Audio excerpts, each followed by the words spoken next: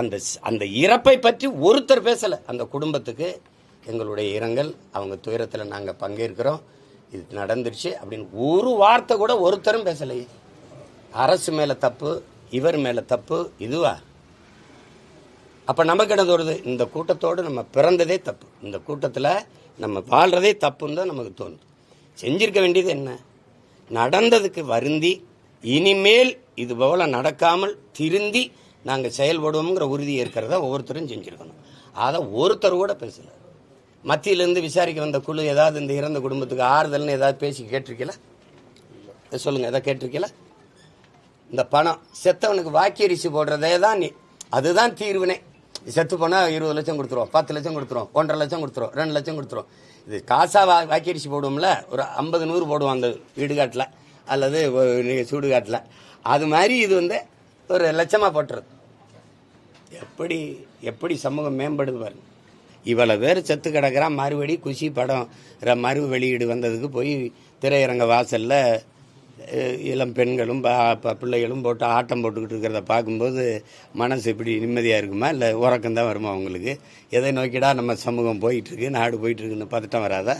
இல்லை, அவர் நீதிமன்றத்தை அணுகிறாங்களே, அதாவது அங்கே போய் அவங்க பாதிக்கப்பட்ட மக்களை போய் சந்திக்கணும், அவங்க நீதிமன்றத்தை நாடி இருக்கிறாங்களே. ஏன்னா அவங்க அனுமதி மறுக்கிறதுனால தான் நாங்கள் போய் பார்க்க முடியும்னு சொல்லி இப்போ நீதிமன்றத்தை நாடி இருக்கிறாங்க. போய் கரூரில் பாதிக்கப்பட்ட மக்களை நான் சந்திக்கணும் அப்படின்னு நீதிமன்றத்தை நாடி இருக்கிறாங்க. அது அவங்க கட்சி, அவங்க முடிவு. அது எனக்கு அதில் கருத்து இல்லை.